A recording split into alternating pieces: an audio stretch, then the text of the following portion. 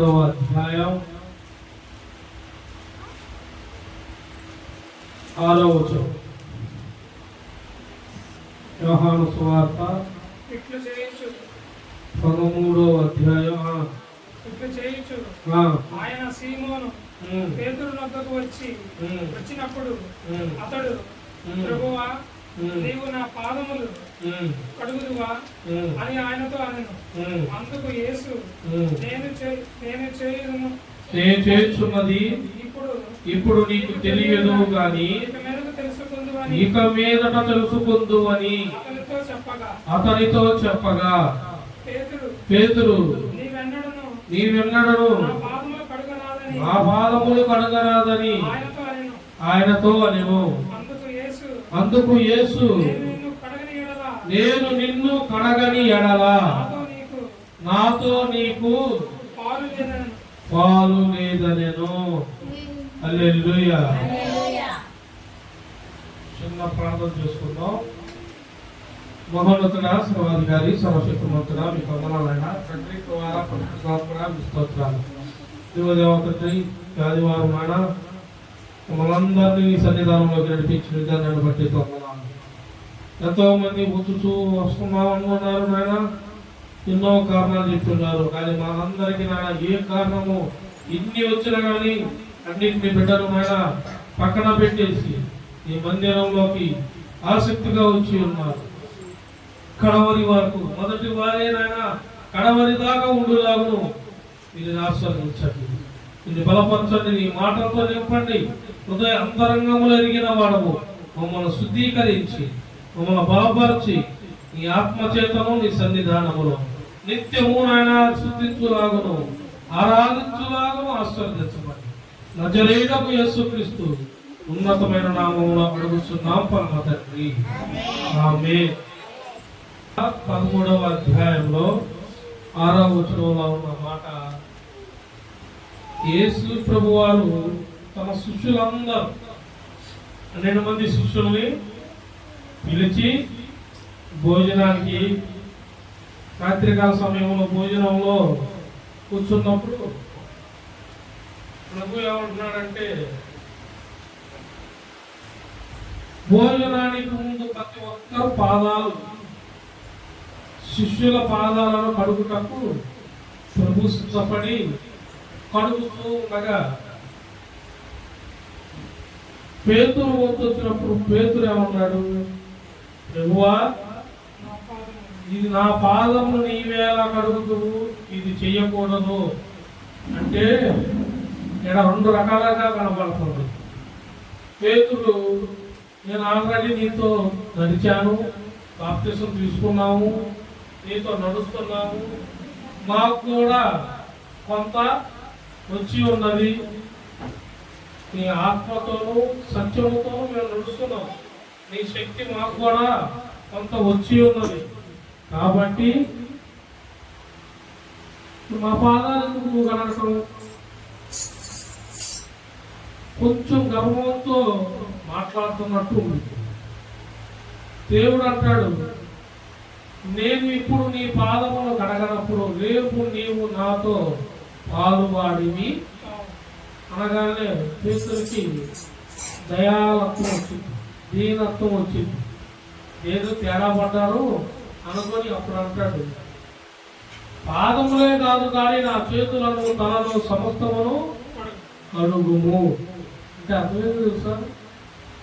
బాప్తిసం అందరూ తీసుకున్నారు, ప్రతి సంఘాల్లోనూ అందరూ బాప్తిసాలు. క్రైస్తవ బిడ్డ అంటేనే బాప్తిసం తీసుకునే ఉంటారు, కొంతమంది తీసుకోకుండా ఉంటారు. ఈ తీసుకున్న వాళ్ళలో ఒక బాప్తి అయితే బాప్తిసం తీసుకున్న వాళ్ళకు ఒక బాప్తి. మేము బాప్తిసం తీసుకున్నాం, మేము బాగానే ఉన్నాం, మేము పరిశుద్ధంగా ఉన్నాం, బాప్తిసం తీసుకున్నాం కాబట్టి మాకే ఇబ్బంది, మేము పరలోక రాజ్యానికి మేమైతే వెళ్తాం అనుకుంటాం, మేము దేవుడితో అన్నింటిలోనూ పాలువాళ్ళమై ఉంటా ఉంటాం. కానీ ఇక్కడ దేవుడు ఏమంటాడో తెలుసా? పిలిచిన శిష్యులనే నీ పాదములు నేను ఇప్పుడు కడకపోతే రేపు నీవు నాతో పాలువాడు కావంట. బాప్తిసం తీసుకున్నంత మాత్రాన మీ హృదయాలు శుద్ధీకరించ మీరు దేవుని ఎరగడానికి బాప్తిసం తీసుకొని దేవుడు మార్గంలోకి వచ్చారే కానీ మీ అంతరంగంలో లోపలే ఉంది కుళ్ళు, ఒకటం, ద్వేషం, అసూయ, దేవుడితో కలిసి యథార్థంగా నడవాలన్న ఆసక్తి మీలో లేదు. అదేంటి ప్రభువా, మేము ఎప్పుడు నీతో ఉంటామంటే ఇకలోకంలో ఇప్పుడు చెప్పుకుంటా ఉంటావురా, రేపు పరలోకంలో నాతో నేను ఉంటాకి నీ హృదయం అనే అంతరంగాన్ని నేను ఇప్పుడు అదే అన్నాడు. నీకు ఇది ఇప్పుడు తెలియదు, తర్వాత తెలిసింది. తర్వాత చెప్పు, ప్రభు చెప్పినాక తెలిసింది, ప్రభు ఆరోహణం అయ్యాక తెలిసింది, ప్రభు వారి రోజులు పరలోకానికి వెళ్ళాక తెలిసింది. ఎలా తెలిసిందంటే వారిలో పరిశుద్ధాత్ముడుండి నిత్యము వారిని ఏం చేస్తున్నాడు, నడిపిస్తున్నాడు, గద్దిస్తున్నాడు. వారిలో గర్వం లేకుండా పేతురు, యోహాను, ఆంజనేయ, తిమోతికాలు, పౌలు, శీలలు అందరూ కలిసి ఎప్పటికప్పుడు యథార్థంగా ఉన్నారు. పౌలు గారు ఏమన్నాడు తెలుసా, మీలో అనేకులకు నేను ప్రకటించి నేనే ఆడపృష్ఠున్నవుతాను అని నా శరీరమును నేను తలకొట్టుకుంటున్నాను. అంటే ఏంటనుకుంటున్నారు? ఉపవాసం ఉండి ఎప్పటికప్పుడు దీనత్వంలో. చూడండి, యెషయా గ్రంథం 1వ అధ్యాయం, యెషయా గ్రంథం 1వ అధ్యాయం, యెషయా గ్రంథం 1వ అధ్యాయం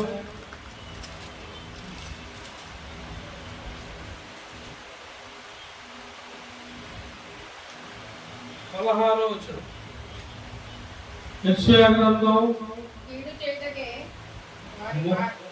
1వ అధ్యాయం 16వ వచనం.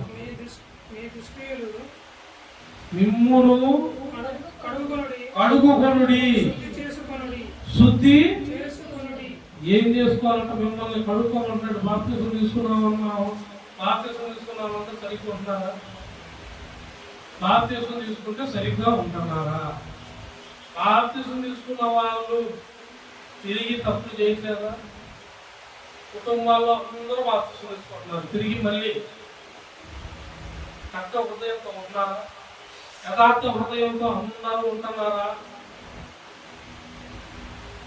సంఘంలో ఒక పని జరిగిందనుకో, అందరూ ఒకే పని మీద ఉంటే ఒక్కొక్కడు ఏం చేస్తాడు? ఒక ఆలోచన మీద ఉంటాడు. దుష్టుడు ఏం చేస్తాడు? మన ఆలోచనని తప్పిస్తాడు. ఇది మనందరం కలిసి చేస్తున్నాం, ఇది ఏంటనుకో, ఇంకొకరు వచ్చాడు, ఇది ఎందుకమ్మా ఇలా ఉంది, ఇలా ఎందుకు చేయాలి అంటే వాళ్ళు ఏ స్వభావం ఉంది? 10 మంది కలిసి పని చేస్తాంటే 11 ఏమంటున్నాడు, ఇదెందుకు అదెందుకు అంటే అర్థమైంది. అర్థమైందంటే వాళ్ళు ఏం కలగల హృదయ శుద్ధి, పరిశుద్ధాత్మ దేవుడు మనల్ని ఏం చేస్తారనుకుంటున్నారు? ఇప్పుడు నిలువెల్లా ఎప్పటికప్పుడు కలుగుతున్నాడు. పరిశుద్ధాత్మతో మనం ప్రార్థనలో యథార్థంగా ఉంటే ఆయనతో నింపబడతాం. ఆయనతో నింపబడినప్పుడు మనలో ఏముంటుందంటే ప్రేమ, అనురాగం, దేవుని యందు భయభక్తి కలిగి ఉంటాం. హల్లెలూయా. మీరు బాగా గమనించి చూడండి, చాలా సంఘాలు ఆత్మీయంగా ఉన్నట్టే ఉంటారు, ఆత్మతో నింపబడ్డట్టు, ప్రార్థనలో ఉన్నట్టు, పరిచర్యలో అన్నింటిలో పాల్గొంటారు. కానీ అక్కడే అందరూ బాగున్న వాళ్ళు, అందరూ తెలిసిన వాళ్ళే, మనోళ్ళే ఎక్కువగా వస్తున్నారు అనుకోవడం, వాళ్ళే మోసం చేస్తారు. మీరు ఆత్మ సంబంధంగా మిమ్మల్ని సాయం అడగానే చేస్తారు, సాయం చేసిన తర్వాత వాళ్ళు మీకు కనబడతారా? చేసిన సాయాన్ని కూడా మర్చిపోతారు. అలాగే క్రిస్టియన్ పిల్లలు అందరూ ఉన్నారు, అందరూ బాప్తిసాలు తీసుకున్న వాళ్ళు ఉన్నారు, కొందరు బాప్తిసం తీసుకున్న వాళ్ళు ఉన్నారు. కానీ బాప్తిసం తీసుకోకపోయినా కొద్ది రోజులు లేకపోయినా మరి బాప్తిసం తీసుకున్నాక యథార్థంగా ఉంటాడు. బాప్తిసం తీసుకున్న పిల్లల్లో కూడా బాగా చదువుకొని, మంచిగా చదువుకొని, దేవుడు కృప పొందుకొని, ఎంతో ఉన్న స్థాయికి దేవుడు తీసుకెళ్ళి వాళ్ళకు జీవితాన్ని ఏర్పరిచిన తర్వాత వాళ్ళు జీవించటం, దేవుడు యథార్థంగా ఏం చెప్పాడు దాంట్లో జీవిస్తారు. కానీ కొంతమంది పిల్లలు ఎలా ఉంటున్నారు? మద్యానికి బానిసైపోతున్నారు, చెడు వ్యసనాలకు బానిసైపోతున్నారు, సంఘాల్లోనే ఉంటారు. సంఘాల్లో ఏం జరుగుతుంది? సంఘాలకు వెళ్తారు, ప్రార్థనలకు వెళ్తారు, కానీ తల్లిదండ్రులకు తెలియకుండా ఇప్పుడు జరుగుతున్న లవ్ మ్యారేజీలని ఆ మ్యారేజీలని ఏడా ఎవరు జరుగుతున్నాయి? ఇలా హృదయాలు కట్టుకున్నట్టే దేవుడు ఏమంటున్నాడు? ఇక్కడ బాప్తిసం తీసుకున్నావు, జనాల ముందు నువ్వు లోకాన్ని వదిలిపెట్టి నువ్వు నమ్మడానికి బాప్తిసం అయితే మరి యథార్థంగా ఎప్పటికప్పుడు నీవు నీ హృదయం అనే అంతరంగాన్ని ఆ వాక్యముతోనూ పరిశుద్ధాత్మునితోనూ నీవు కడుక్కుంటున్నావా? నీ హృదయ శుద్ధి జరుగుతుందా? ఇడమ్మదేగా మిమ్ముని కడుగుకొనుడి, శుద్ధి చేసుకోవడం అంటే పరిశుద్ధాత్మతో. ఆయన ఏం చేస్తాడు? నువ్వు తప్పుగా ఆలోచిస్తున్నావు అనుకో, యథార్థత కోల్పోతున్నావు అనుకో, నీలో దుష్ట స్వభావం వచ్చిందనుకో, పరిశుద్ధాత్మను ప్రయత్నిస్తాడు. కొంతమంది ప్రార్థన తీసుకుంటాం, ప్రార్థనలో ఉంటాం. గమనించుకోండి, మీలో కూడా జరిగే ఉంటుంది సందర్భం. ఎప్పుడన్నా ఏదైనా తప్పు చేసినప్పుడు నిజాన్ని పెద్ద ప్రార్థన చేయాలి కదా, ఏం ప్రార్థన చేస్తా ఇప్పుడు చేయకూడదు తప్పుని దేవుడి దగ్గరికి చెప్తే ఏమంటాడో. కానీ పరిశుద్ధాత్ముడు ఏమంటాడు తెలుసా? తప్పు జరిగింది కానీ నువ్వు మోకరించో, దేవుడికి అర్థార్థంగా అప్పచెప్పు, తిరిగి దాని వైపు చూడకుండా నడిపించువాడు యేసున్నాడు. నేను నీకు తోడున్నాను, ఏ మోకాలు అంట. మనలో ఏమంటాడు? ఇంకా నువ్వు చేయలేవులే, ఆల్రెడీ ఏం చేసావు? పాపం చేసావు, చెడు తలంపుల్లోకి వెళ్ళావు, నువ్వు చెడ్డ మాట మాట్లాడావు, చూడకూడదు చూపుతో చూసావు, పనికిరావు, ప్రార్థన చేయలేవు. ఈ దుష్ట స్వభావం వాడిలో. నువ్వు అది ప్రేరేపణకి ఎందుకు ఇచ్చావు? వాడికి తప్పు జరిగింది, ఏం చేయాలి? మోకరించి ఒకసారి తప్పు నేను చేయనయ్యా, వేడుకోవాలా? వేడుకునే వాళ్ళు ఎంతమంది చేస్తారు? వేడుకునే వాళ్ళు ఎంతమంది? నేను అందుకే నేను సంఘంలో 100 మంది రాని, 10 మంది రాని, 16 మంది రాని, 10,000 మంది ఉన్నది సంఘాల్లో. దేవుడు ఏర్పరచుకున్న బిడ్డలో మీకు లోకం అనే ఆశ ఉండకూడదు. లోకం అనే ఆశ ఉన్నందుకు మీ ఇంట్లో శోధనే ఉంటుంది. నువ్వు ఎంత ప్రార్థనలన్నా చేయి, ప్రార్థన అయిపోగానే ఒకే వచ్చింది లోకం అనే ఆశ వచ్చింది. లోకం అనే ఆశ. చర్చికేమో తెలుగులని మళ్ళీ పూలు పట్టుకొని వస్తారు. చర్చిలోనే చర్చి బయట చర్చికే మనవాడు పాస్టర్ గారు రమ్మన్నాడు, తెల్లగారు పట్టేసుకొని వచ్చాం. చర్చి బయట ఇలాక అంటే చర్చిలోనేమో దేవుడి యందు జనాల యందు నేను కనపడాలని పరిశుద్ధంగా వస్తావు. చర్చి అయిపోయాక నువ్వేం చేస్తున్నావు? ఇంట్లో నువ్వేం చేస్తున్నావు? ఫోన్లో నువ్వేం మాట్లాడుతున్నావు? నీ ఫోన్లో నువ్వేం చేస్తున్నావు అంటే ఎవరో చూడట్లేదు అనుకుంటున్నావా? దేవుడు చూస్తున్నాడు. నీ తల్లిదండ్రులు మోసం చేయడం దేవుడు చూస్తున్నాడు. నీ జీవితాన్ని, నీ కుటుంబాన్ని నువ్వు మోసం చేయడం దేవుడు చూస్తున్నాడు. నీ శుద్ధి కలిగించుకోవడం లేదు. నువ్వు గర్భిష్ఠు హృదయంతో ఉంటున్నావు. నీ హృదయం అనే నీ మనసును, నీ హృదయాన్ని, నీ అంతరంగాన్ని నేను చూశాను, గర్దిస్తున్నాను. శుద్ధి కలుగు చేసుకో. ఏమన్నా మీ దుష్క్రియలను నాకు కనబడకుండా వాటిని తొలగింపుడి.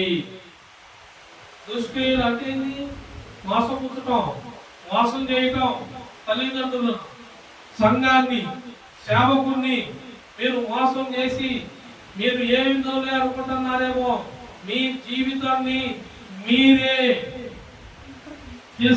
తీసుకెళ్ళి శ్రమలకి మీరే అప్పగించుకుంటున్నారు. దానికి దేవుడికి ఏ సంబంధం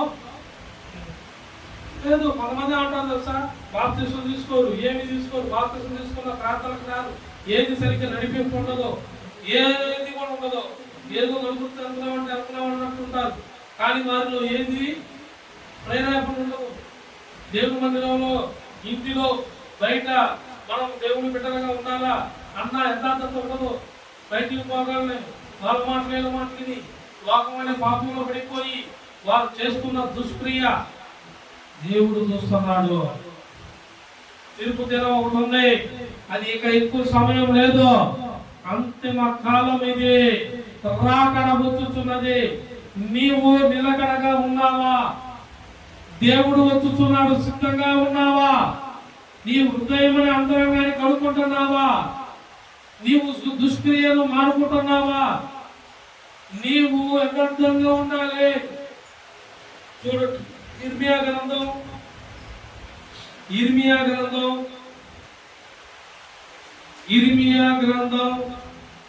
4వ అధ్యాయం, ఇర్మియా గ్రంథం 4వ అధ్యాయం 14వ వచనం.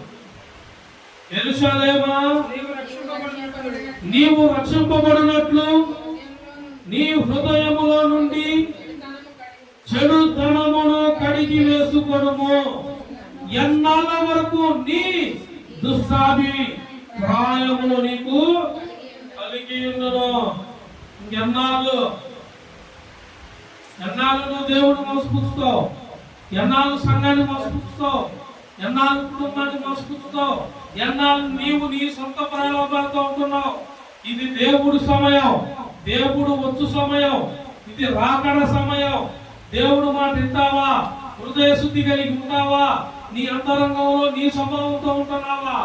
ఒకసారి నీవు చూసుకో. దేవుడు యథార్థంగా ఉండమన్నాడు. యథార్థంగా ఉండమంటే ఏం అనుకుంటున్నారు? దేవుడు అంటే భయము, భక్తి. ఈ భయము భక్తి ఉన్న వాళ్ళకి వీళ్ళకేముంటుంది? యథార్థత, నీతి, యావత్తు జరిగించేవాడు దేవుడు. దేవుడి దగ్గర నీవు యథార్థంగా ఉండాలి. నీ యథార్థత నీ పిల్లలకి కనపడింది, నీ యథార్థత నీ గ్రామానికి కనపడింది, నీ యథార్థత నీ పట్టణానికి కనపడింది, నీ యథార్థత నీ భయము భక్తి, నీలో ఉన్న పరిశుద్ధాత్మ దేవుడు నిన్నుగా నీవు ఎన్నడూ చూడని విధంగా లోకానికి దేవుడు చూపిస్తాడు. దేవుడు గుర్తుపట్టేలాగా చేస్తాడు. నీవు అప్పుడు దాకా పడ్డ మాటలు, అప్పుడు దాకా పడ్డ అవమానాలు, నిందలు అన్నిటినీ కొట్టి వేస్తాడు. నేను దేవుడిని నమ్ముకోక ముందు దేవుడు అంటే నేను కూడా ఎప్పుడో ఒకసారి పోయేవాడు. క్రిస్మస్కి ఒకసారి చర్చికి పోయేవాడిని.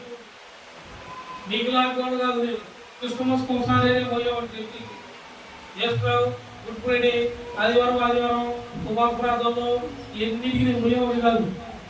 సంవత్సరానికి ఒక్కసారి క్రిస్మస్కి మా నాన్న మంచి బట్టలు అన్నీ కొనేవాడు. బట్టలు కొనగానే తలస్నానం చేసి ఇంట్లో వాళ్ళ ముందు బట్టలు వేసుకొని నడుచుకుంటూ ఆటో ఎక్కువ మారుతి దగ్గరికి వెళ్ళి చర్చిలో ఒక 10 నిమిషాలు కూడా కూర్చునేవాడు కాదు. వెళ్ళేవాడిని, కూర్చునేవాడిని. ఆ 5 నిమిషాలు నాకు వినపడదు, అర్థం కాదు, ఎక్కదో వాడేమంటాడు చాలా కూర్చున్నది కానీ ఇంకా ముగింపు ప్రార్థన నువ్వే చేసుకుని పాపకి ఎక్కడెక్కడ కూర్చునేవాడిని, ఏదో చెప్తున్నామని నిలిపేవాడు. ఎందుకంటే సావాసం, గాలిలో సావాసం, గాలి లక్షణాలు. వాడు ఏం చేస్తున్నాడు సార్? వేరే గాలి లూసిఫర్ వేరే అనుకుంటున్నాడు గాలివాడు. ఏం గ్రంథంలో ఏముంది? దేవుడు ఏడాది తెచ్చావు, ఏం చేస్తున్నాడంటే భూమి మీద నేను అటు ఇటు తిరుగుతూ వచ్చి తిని నరులందరం చూస్తానా ఆడైపోయింది. పర్వకానికి వచ్చి ఏం చేస్తున్నారు చూస్తాడు. మరి నువ్వు వాడు నన్ను అట్టగియాలనేవాడు. వాళ్ళు వీళ్ళు ఫోన్ చేస్తాం, వెళ్ళిపోతాం, ప్రతి సహవాసం నీవు వృధా. భూమి మీద ఉన్న మనకి సూర్యుని కింద జరిగేది వృధా అని ప్రసంగం చెప్పాడు. పదే వస్తున్నారు బైబుల్లో. ఇప్పుడు మీకు అర్థమైంది, అర్థం వృధానే. మనం ఆలోచించే విధానం వృధా. మనం మోసపోతున్నాం అని మనం ఎప్పుడు అనుకుంటామంటే తెలుసా? దేవుని వాక్యంలో ఉన్నప్పుడు, ప్రార్థనలు గడిపినప్పుడు, పరిశుద్ధాత్మతో నింపబడ్డప్పుడు, నీవు యథార్థతను విడకుండా నిన్ను పరిశుద్ధాత్మను అడుగుతూ ఎప్పటికప్పుడు గద్దిస్తూ, ఆయన గద్దింపుని లేకుండా చేసినోడు వాడి లెక్క వాడే లెక్కలు అప్పు చెప్పుకోవడం. మరి మనం ఏం చేస్తాం? భయం ఉన్న వాళ్ళు భయంగా పరిశుద్ధాత్మ దేవుడికి లోబడి పరిశుద్ధాత్మ గద్దిస్తాడు. చదువుకునే పిల్లలు ఉన్నారు, చదువుకునే పిల్లలు బాప్తిసం తీసుకుంటున్నారు తెలుసా? తల్లిదండ్రులు ఎందుకు పెడతారు? చదువుకుంటున్నారు, బయటికి వెళ్తున్నారు, ఇప్పుడు దాకా వాళ్ళు సురక్షణలో ఉన్నారు. ఇవన్నీ ఎంత బయటికి వెళ్తున్నారు? దేవుడు సన్నిధిలో ఉన్న వాళ్ళకి పరిశుద్ధాత్ముడు ఎక్కడికి వెళ్ళినా కానీ వీళ్ళు లోకం వైపు చూడరు. సావాసం ఉన్నా సావాసంతో 2 నిమిషాలు మాట్లాడటం, ఇది మాకు సంబంధం లేదు. ఎందుకంటే మేము దేవుని బిడ్డలము. క్రైస్తవులం అంటే ఏదో మనం మతం కాదు.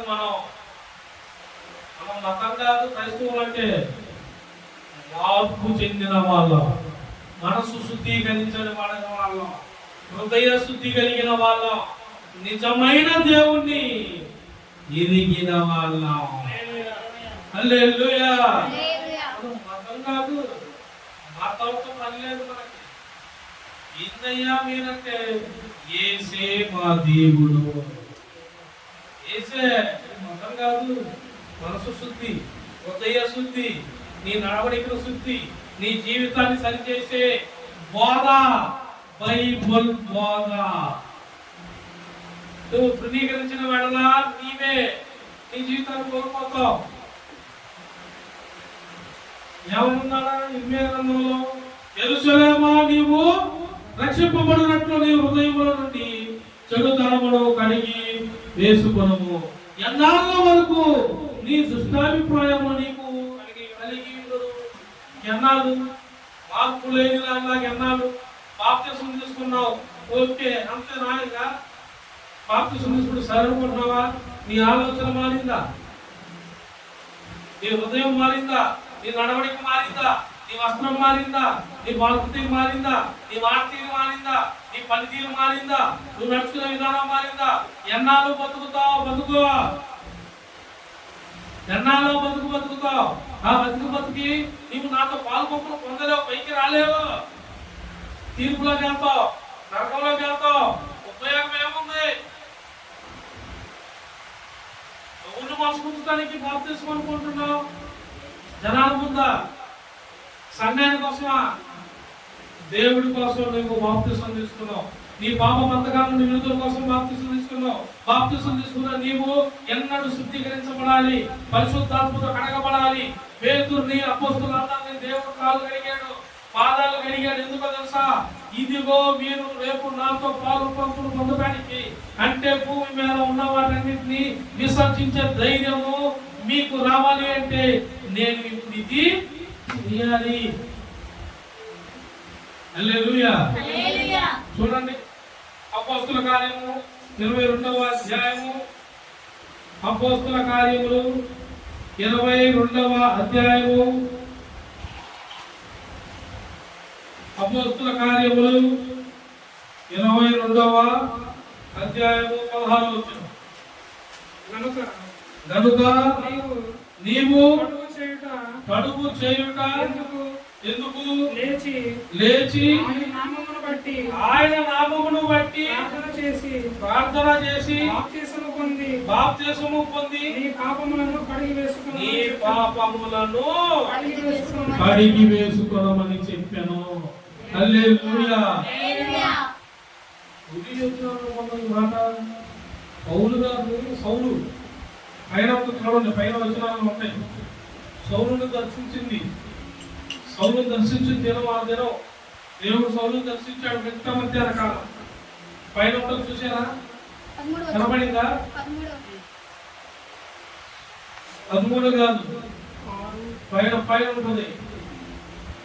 8వ వచనం 7వ వచనం. నేను నేల మీద పడి దానిపైన 6 రోజులు నేను ప్రయాణమై చేయుచు దమస్కులకు సమీపించినప్పుడు మధ్యాహ్న కాలమందు ఆకాశం నుండి, ఏ కాలమందు? దేవుడు రాత్రి మాట్లాడతాడు, పొద్దున్నే మాట్లాడతాడు, మధ్యాహ్నాలు మాట్లాడతాడు. ఈ డ్యాన్స్ వేసాడు ఎట్టాటి చేయబడండి. కాలంతో పల్లె దేవుడు ఎప్పుడైనా నీవు యథార్థత కోల్పోయి దేవుడు ఎందుకు భయభక్తి లేకుండా ఏదన్నా చేస్తున్నావా, పరిశుద్ధాత్ముడు నీతో మాట్లాడతాడు. మధ్యాహ్న కాలంలో సౌలు వెళ్తున్నాడు. సౌలు వెళ్తుంటే దర్శించాడు. గాయాల మీద మోకాలు నేల కనుక్కున్నాడు సౌలు. సౌలు ఏమన్నాడు తెలుసా? సౌలా సౌలా, ఎలా నీవు నన్ను హింసించితివి? దేవుడు నిన్ను గర్దిస్తాడు, చూసుకో. దేవుడు బాప్తీసం నమ్మి బాప్తీసం తీసుకున్న నీవు మళ్ళా చెడుతనంలో వెళ్ళావా, దుష్క్రియలతో ఉన్నావా, హృదయశుద్ధి లేకుండా ఉన్నావా, చెడు మాటలు మాట్లాడుతున్నావా, దేవుడు గద్దిస్తాడు. దేవుడు సమయం నీకు నాకు సమయం తోట. ఒకసారి బాప్తీసం తీసుకున్నాక నీవు మారు మనసుని నీవు వదిలిపోతానంటే దేవుడు ఊరుకోడు, గద్దిస్తాడు. గద్దింపులో పడ్డప్పుడు నీవు హృదయశుద్ధి కలిగి ఉంటావు. ఆయనతో పాలు పంపులు పొందుతాం. మనం నిత్యమైన పరలోక రాజ్యంలో మనం వారసులుగా ఉండటానికే పరిశుద్ధాత్ముడు ఇప్పటికప్పుడు మనల్ని అడుగుతున్నాడు, గద్దిస్తున్నాడు, ప్రేరేపిస్తున్నాడు, నడిపిస్తున్నాడు. హల్లెలూయా. అదే మాట పదార్థంలో ఆయన ఏమంటాడు, కనుక నీవు చదువు చేయట ఎందుకు, లేచి ఆయన నామమున ప్రార్థన చేసి బాప్తీసం పొంది నీ పాపములు కడిగి వేసుకోమని చెప్పాను. చెప్పగానే బాప్తీసం తీసుకున్నాడు. వెళ్ళి నా మార్గంలో నడు, నా ప్రచారం చేయంటే పౌలు అన్నాడు, నేను ఒకప్పుడు నీ బిడ్డలను హింసించి తిని చంపి తిని స్టెఫను చంపినప్పుడు నేను ఆడే ఉంటుంది. ఆ కింద ఉంటాయి పొలాల కింద. వాక్యం అంతా చదవండి, ఇంటికి లేక శ్రద్ధగా చదవండి. ఉందా లేదా చూసుకోండి. హల్లెలూయా. నేను చంపితిని, మరి నా మాట నన్ను వింటారా? నేను నీ బాధ చేస్తే నమ్ముతారా? నీ బిడ్డలాగా నేను చంపాను. శవం చచ్చిపోయేటప్పుడు నేను ఆడే ఉన్నా. దేవుడు అంటాడు, నీవు నా మనసు పొందుకొని ఇల్లు, నీవు నా ఆత్మను పొందుకొని ఇల్లు, పరిశుద్ధాత్మతో నింపబడి ఇల్లు, నీవు నేను ఎంచుకున్నా ఒక సాధనము. నీవు ఇల్లు, వారు నిన్ను చేర్చుకోకపోయినా నువ్వు ప్రకటించు, వారు నీ మాట కాకపోయినా నా నామమును నీవు ప్రకటించు. నీవు నా నామమున పనిచేయి, సేవ చేయి. సంఘం ఉందా లేదా, జనాలు వచ్చారా లేదా కాదు, నీవు నన్ను చూసి నా ఆత్మ అనగా నీకు అప్పగించిన పరిశుద్ధాత్మ దేవుడు పొందుకో. సువార్త ప్రకటించడం మొదలుపెట్టు. లే కదులో, నిన్ను వాడుకొని అనేక జనములను నేను రక్షింతును. అవునుగా మొదలు పెడితే ఈ అమ్మ దీనికి జరిగింది పరిచర్య. యమాదీనికి జరిగింది తెలుసా పరిచర్య. అలా ఎలా జరగాల పరిచర్య? నేను చెబుతానో లేదో ఎవరన్నా అడిగితే చెబుతానో లేదో కాదు. వాక్యం చదివితే చూడటం. వాక్యం చదివితే నీ హృదయంలో ఉన్న వాక్యాన్ని నువ్వు చెబుతావు. వాక్యం విన్నావు అనుకో, విన్న వాక్యాన్ని ఎందుకు అడిగి అదే ఎవరన్నా వచ్చామ్మా నువ్వు ఎందుకు అలా చేస్తున్నావు, ఆ చర్చలు అలా ఎందుకుంటే నీవేం చేస్తావు? మరి నాకు మా తాతగారు ఆయన అలా చెప్పాడు. నీదేం మనకి నువ్వు బైబుల్ చదివితాక తెలియటాక, వాక్యం చదివితాక, ప్రార్థన చేశాక నేను నడుపు రాటానికి పైకేదో వార్త తెలుసుకున్నావు. లోనా పరిశుద్ధాత్మతో నీవు కడగబడుతున్నావా? కడగబడితే నీలో నుండి వాక్యం ఏదో ఒకటి వచ్చింది. నీలో నుండి వాక్యం వచ్చింది. బాప్తిసం అయింది. ఒకసారి బాప్తిసం చూసారా? స్విమ్మింగ్ పూల్ బాప్తిసం. స్విమ్మింగ్ పూల్ అంటే మా బాప్తిసం స్విమ్మింగ్ పూల్ అంటారు.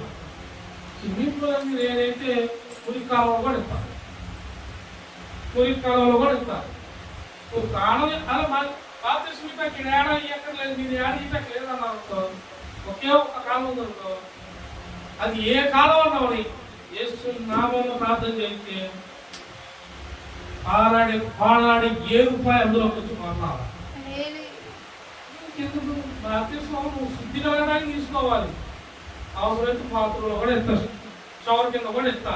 2 మొగ్గులు నీళ్ళు దొరికితే చాలు. నాకు యేసు నామంలో ఒకరి మొగ్గుతో నీళ్ళు లేకపోతే ప్రార్థన చేసేస్తా.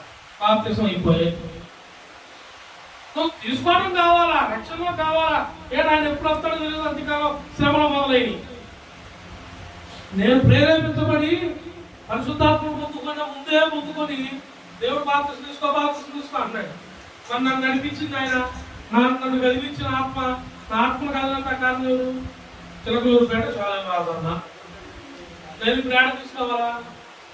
అన్నగానే తీసుకోవాలి. ప్రభుని ప్రార్థన చేసుకున్నా, నేను బయలుదేరుతాను, మరి బాప్తిసం తీసుకుంటాను అన్న. దేవుడు మాట్లాడ 2 రోజులు ప్రార్థన చెప్పాను సార్, నీవు ఎక్కడైతే పడ్డావో, ఏ గ్రామంలో అయితే పడ్డావో వాడే బాప్తిసం తీసుకోవాలి. మన బాప్తిసం తీసుకుంటానికి చిలకరింపు బాప్తిసం వాడు. ఏ బాప్తిసం? కూర్చుని బాప్తిసం లేదు. మరి దేవుడు నువ్వు ఎడబడ్డా తీసుకో, నేను నిన్ను నిలబెట్టి వాడుకుంటా. నేను బాప్తిసం తీసుకుంటా రోజు పేరిచ్చా. ఏది 10 రోజులు పట్టింది. హాస్పిటల్ దగ్గర ఇస్తాను, చర్చిలోకి వెళ్ళాం, కూర్చోవడం అంత అయిపోయాక ప్రార్థన చేసుకుని చూద్దామనుకుంటా చెప్పడం మానేస్తాను. అప్పుడు ఉన్న మా మాస్టర్ గారు నాకు బాగా సన్నిహితంగా ఉండేవాళ్ళు, మంచిగా మాట్లాడేవాళ్ళు, బాగా చూసుకునేవాళ్ళు. ఇంటికి వెళ్ళిపోయేవాళ్ళు. ఇంటి రాగలను ఇంటిలో ప్రార్థన చూద్దామా అక్కడ చూడము. 10 రోజులు తిరిగాను. 10 రోజులు 9 రోజులు అక్కడ తిరిగా. 9వ రోజు మళ్ళీ అదే ప్రార్థన చేస్తున్నా. ప్రభు దర్శించాడు, ప్రార్థన చేసి తెల్లారితో ముందుకోగలిగాను.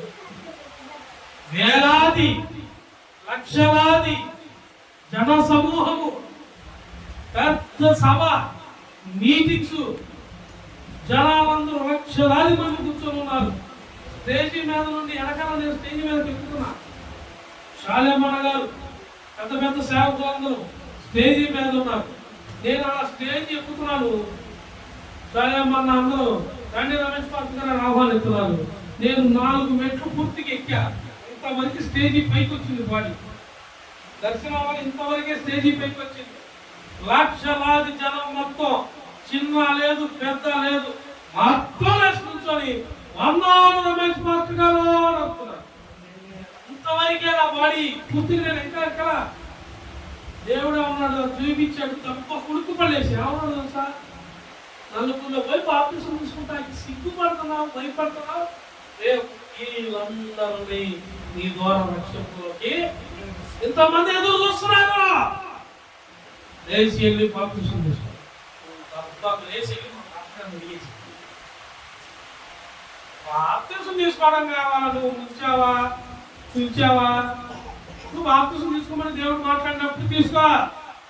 వాళ్ళు వీళ్ళు వస్తారు, ఆడ తీసుకోబా, గేట్ తీసుకోబా, కత్తి తీసుకోబా, ముందు తీసుకోవడం కావాలి. పక్కకు పోతాలే.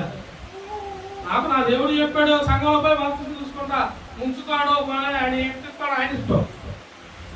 మా సేవకుడు ఏమన్నా అభిషేకం లేనివాడా? అభిషేకం కల్లా చెప్పాలా? నువ్వు చెప్పడానికి ధైర్యం ఉందా? నువ్వు బాప్తిసం తీసుకున్న దానికి అర్థం తెలుసా? నువ్వు కడగబడ్డావు, నింపబడ్డావు. నీ దాసుడు అభిషేకంతో నింపబడ్డాడు. అట్టి వాడు నీ దాసుడు. అట్టి వాడితో నువ్వు ప్రార్థన, నువ్వు బాప్తిసం తీసుకుంటే నువ్వెలా ఉంటావు? అదే అభిషేకంతో నీటిగా సమాధానం చెప్పలేను పాత్రున్నాను. నీటిగా నేను బాప్తిసం కోసం ఎంత దూరం తిరిగాను తెలుసా? ఈ అన్నాకి, యోహానికి ఆ రోజు అందరికి ఇచ్చేటప్పుడు దానికి ముందు రోజు కడిగి ఏమంటారు సంఘం జాగలపూడి కాలంలో ఎన్ని ఎండిపోయి ఉన్నాయి, అన్నీ తిరిగా నేను. రాత్రి 9ంటికి ఇక్కడికి వచ్చి అశోకన్న సాక్ష్యం చెప్పాడు, గుర్తుందో అందరికి హాస్టల్ గారు. ఆయన తీసుకొని రాత్రి 9:10 బండి వేసుకుని ఇచ్చాడు. పోయా ఇచ్చేవాళ్ళు నీరు ఏమన్నా మనకేమన్నా అందుబాటులో ఆయన బాప్తిసం సాక్ష్యం కోసం చెబుతాం మీకు. తిత్తి కాదు కావాలంటే ఆయన అడగండి. మొత్తం తిరిగా ఇచ్చాడదా తిరిగా, అసలు అర్థం కావట్లా. ఇది తిరిగా ఏడదో అట్లా తీసుకుంటే తీసుకొని నీరు ఏడు బాప్తిసాలంటే మరి వాళ్ళు ఉన్నారు, మరి వాళ్ళు కాదు మన కాడ మనం తీసుకొని నీరు ఒప్పుకోరు. ఆలోచించా. నైట్ తెల్లారు 2 నీరు 2. మళ్ళీ మా గురువు గారు నిజాంపట్నం జోసఫ్ పాస్టర్ గారికి చెప్పారు, అయ్యా నిజాంపట్నంలో లేకపోతే బాపట్నంలో ఎక్కడికి తీసుకెళ్ళి సముద్రంలో ఇవ్వాలా, అంత జర్నీ ఖర్చు పెట్టుకొని నువ్వు ఏం చేస్తావు? ఏమక్కర్లా, రమ్ముదా రమ్ముదా నీళ్ళతో నింపేయి. బాప్తిసం ఉంచుడు బాప్తిసం కావాలా? ఫ్రెష్ నీళ్ళు. నేనేం చేసాను తెలుసా? మున్సిపాలిటీ నీళ్ళు కూడా కాదు బాప్తిసానికి 300-400 ఖర్చు పెట్టి మెట్రో వాటర్ తెచ్చి బాప్తిసాలు ఇస్తాను. మెట్రో వాటర్ బాప్తిసానికి అర్థం తెలుసా మీకు? బాప్తిసానికి అర్థం తెలుసా? ఇంత శ్రేష్టం అనుకుంటున్నారు మీరు కడగబడుతున్నట్టు. ఆ సేవకుడు ఏమన్నాడు అనుకుంటున్నావు? అంత నైట్ అంతా తిరిగి రమేష్ అన్ని తిరగట్లేదు, మనం కుదరదులే, నువ్వు తిరగలేవు, మళ్ళీ ఇంత దూరం మళ్ళీ బాప్తిసం ఇంత దూరం అంటే 1000 రూపాయలు 2000 ఖర్చులు. నేను కూడా ఇస్తాను, రంగులో నీళ్ళు తెప్పించి నేను కూడా 200 300 ఇస్తాను అన్నాడు. సాక్ష్యం ఆయన కూడా ఉన్నాడు, కానీ ఫోన్ చేసి అడగండి. ఎంతో మంది సేవకుల దగ్గర మళ్ళీ నేను తీసుకొని ఎంతో వరకేమో నా ప్రేరేపణ వచ్చింది, నాకేమో వచ్చింది, నీళ్ళు ఉప్పుకోకుండా వచ్చింది, కావలేదు ఉప్పొంగే నీళ్ళు కింద నుండి అటు పొరుగుతుంది, కోటకుంది. సేవకులను అడిగా, సేవకులు చెప్పారు డబ్బులో తెచ్చాం ఫ్రెష్ నీళ్ళతో యేసు నామములో. మరి వీళ్ళందరూ హల్లెలూయా. యథార్థత అండి, యథార్థత శుద్ధీకరించుకోవటం, ఎప్పటికప్పుడు నడిపించుకోవటం. నేను అడిగా, ఎవరన్నా నన్ను అడిగితే ఏం చెప్పాలి ప్రభా, మరి నేను కూడా ఏడాది తీసుకున్నా కదా అంటే నేను చెప్పాను తీసుకున్నాను. నేను అయినా గిరి పెట్టి కొంత రోజులు ప్రార్థన చేసి గట్టిగా ప్రార్థన చేయగా ఒక రోజు దర్శనంలో ఏమొచ్చి ఏమన్నా పడింది తెలుసా? యోర్దాను నది, బాప్తిస్మిచ్చు యోహాను, పేతురు గారు, శిష్యులందరూ వీళ్ళందరూ రౌండ్కు ముంచున్నారు. మధ్యలో యేసయ్య, యోర్దాను నదిలో నన్ను డైరెక్ట్గా యేసయ్యే ఉంచి పైకి. హల్లెలూయా. అది దర్శనం. పిచ్చి పిచ్చిగా చేయలేదు సేవ.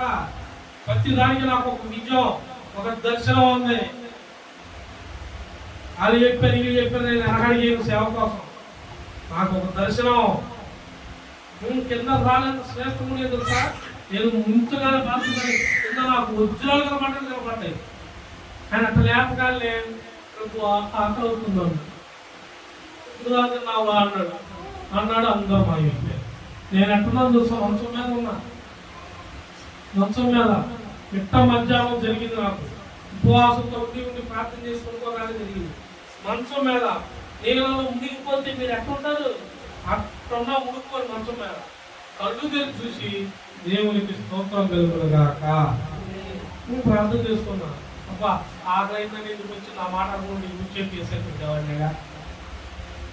అంత భాగ్యం అనుకుంటున్నారు. అది మీరు తీసుకున్న బాప్తిసం చాలా ప్రాముఖ్యమైనది. అలాటప్పని కాదు, నేనేమి ఊరుకూరుకొని కాదు. దేవుడితో నడిచిన వాడిని, దేవుడితో నడుస్తున్న వాడిని, ఎప్పటికప్పుడు నా దోషాలు ఒప్పుకుంటా. నేను పురుగుని నేను చెప్పుకుంటూ ప్రార్థన చేస్తా. అందుకే అద్భుతములు ఆశ్చర్య కార్యములు దొరుకుతున్నది. చూడండి 2వ కొరింథీ 7వ అధ్యాయం. కొరింథీ రాసిన పత్రిక 2వ కొరింథీ 7వ అధ్యాయం. 2వ కొరింథీ 7వ అధ్యాయం 1-2 వచనాలు. ప్రియులారా, మనకు ఈ వాగ్దానములు ఉన్నవి కనుక దేవుని భయముతో పరిశుద్ధతను సంపూర్తి చేసుకొనుచు శరీరమునకును ఆత్మకును కలిగిన సమస్త కల్మషం నుండి మనలను పవిత్రులుగా చేసుకొందుము. హల్లెలూయా. మమ్మను మీ హృదయములో చేర్చుకొనుడి. మేమేమనికి అన్యాయము చేయలేదు, ఎవరిని తెలుపలేదు, ఎవరిని. యథార్థమైన సేవది, యథార్థంగా చెబుతున్నాం. మాకు అప్పగించినది మీకు, మాకు ఏదైతే చెప్పాడో అది మీకు. మేము ఏ పని చేసినా కనుక్కుంటాం. ప్రభువుని ప్రోగాలేసి 2-3 రోజులు పట్టినా మేము కనుక్కొని చేస్తాం. ఏది పడితే అది మేము సేవలో చెయ్యము. ఇంకో మాట కూడా ఉంది, తిమోతిలో చూడండి. 2వ తిమోతి పక్కనే ఉంటుంది. 2వ తిమోతి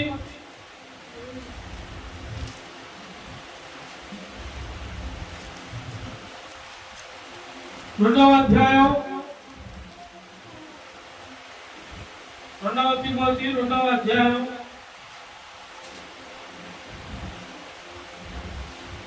21వ మాట.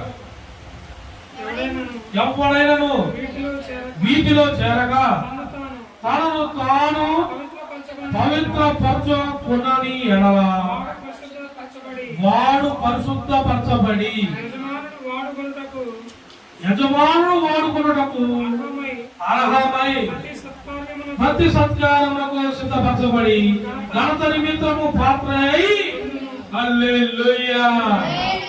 ఎప్పటికప్పుడు కడుక్కోవాలి, పరిశుద్ధాత్మతో నింపబడాలి, హెచ్చరిక ద్వారా నడవాలి, ఎప్పటికప్పుడు ఆయనకు లోబడాలి. మనం అన్నిటి యందు మితము కలిగి ఉండాలి, అన్నిటిలోనూ లోబడి. మనకి ఏది అక్కర్లేదు, ఏది కూడా మనకు అక్కర్లేదు. ఆశపడిపోకండి, ఒకదాని కోసం ఆశపడిపోకండి. నాకు ఇదే కావాలని గ్యారంటీ పెట్టుకోపోకండి. దేవా నీ చిత్తం అయితే నాకు ఇది అనుగ్రహించు, నీ చిత్తం కానీ ఏదైనా నాకు నీ చిత్తమేదో అది నాకు ఎంతో శ్రేయస్కరము, నీ చిత్తంలో ఉండటం నాకు ఎంతో శ్రేష్టము. మీరు ఎప్పటికప్పుడు అలా అనుకోనండి, ఎప్పటికప్పుడు అలా ప్రార్థన చేయండి. మీరు ఎప్పటికప్పుడు పరిశుద్ధాత్మ దేవునితో నింపబడండి. ఇది నాకొద్దు, బాప్తిసం తీసుకుంటే సరిపోదు, ఎప్పటికప్పుడు పరిశుద్ధాత్మలో కూడా మనం నింపబడాలి. పరిశుద్ధాత్మ హెచ్చరికలో మనము ఉండాలి, పరిశుద్ధాత్మ సహవాసంతో మనం. లేకపోతే నువ్వు దేనికి పనికిలో పైన పాలు కుమ్మకొందా పేరుతుందే వలగాలన్నాడు, నేను కడిగితేనే నీ పాదాలు అన్నాడు.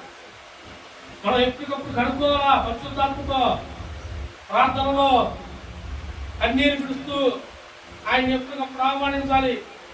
నేను ఇప్పటికీ ప్రార్థన చేసినా, నీకు ఏదైనా దర్శనం గురించి చెప్పాలన్నా, నాకు ఏదైనా దర్శనం వచ్చినా ఇప్పటికీ అడుగుతా, ఇది నాకు నా హృదయంలో ఉంది, ఏమన్నా వచ్చిందా? నా హృదయం నుండి వస్తే మాత్రం ఈ దర్శనాన్ని తీసేయి. ఇది నీవు చూపించిన దర్శనం అయితే యథార్థం, నాకు క్లారిటీ కనపడాలి. అవతల మనిషికి చెప్పితే ఆ పని జరిగేలాగా వాడు నమ్మాలిగా, మరి నమ్మాలా లేదా? ఇక అలా చెప్పి ఒకడు నమ్మినంత బట్టి చదువుతుంది, ఒక లోప సంచోకి ఇచ్చి పాత్ర చెప్పాడులే పైకి నా మీద ఎత్తి అట్టుద్ది, నువ్వు లోపల ఎందుకు తీసుకున్నావు, అది దేవుడా ఉన్నాడు, భూమి మీద ఏది ఇచ్చుతావో అదే అదే పోతావు. కాబట్టి నువ్వేం చేయాలా? యథార్థంగా చెప్పింది చెప్పినట్టు నమ్ము, విశ్వసించు, పని అయిపోయింది. విశ్వసించితే ఇది కానీ రమేష్ పాత్ర చెప్పాడు, రమేష్ పాత్ర చెప్పాడు, ఇది అవ్వలేదు, నువ్వు నమ్మలేదు, నేనేం చేశాను? నువ్వు నమ్మలేదు, రమేష్ పాత్ర ఏం కాదు, నువ్వు పరిశుద్ధాత్ముడు చెప్పింది నువ్వు నమ్మాలా? అదేనా నాదేమో? యేసులు ఇజ్రాయేల్ నమ్మారా? ఇజ్రాయేల్ ప్రాంతం నమ్మిందా? యేసు ఆహ్వానించలా. మరి ఎవరు ఆహ్వానించారంటే మనం ఆహ్వానించాం, మనల్ని నమ్మాము కాబట్టి యేసు మనలో వచ్చి మనం ఆయన బిడ్డలుగా మనం వారసులు అయిపోయాం. వాళ్ళకన్నా చెప్పాడు, మన కోసం రక్తం వేసి ఇచ్చాడు, రక్తాన్ని నిబంధనలు పెట్టి మన పాపాలని కొట్టివేసి మనం ఆయన రాజ్యపు బిడ్డలుగా చేర్చాడు. హల్లెలూయా. మనము ఆయన వారసులముగా ఉన్నాము, మనము నిత్యము ఆయన రాజ్యములో పాలిపాలవుదుముగాక, పరిశుద్ధాత్మతో నింపబడుదుముగాక, పరిశుద్ధాత్మ సహవాసంతో ఉందుముగాక, ఆయన గద్దింపులకు లోబడుదుముగాక, ఆయన ప్రేరేపణలో మన జీవితాలు, బిడ్డల జీవితాలు, యవనస్తులు ప్రతి ఒక్కరూ పరిశుద్ధాత్మ దేవునితో నింపి నడిచి మన కుటుంబాలు నూరంతలుగా ఫలించునుగాక, సంఘం క్షేమాభివృద్ధి కలుగునుగాక, మహా నూతనమైన గొప్ప కార్యము ఆయన కృప మీ అందరూ చూచుదురుగాక. ఆమేన్. ఈ వాక్యము మన హృదయంలో మాటింపజేయునుగాక. ఆమేన్.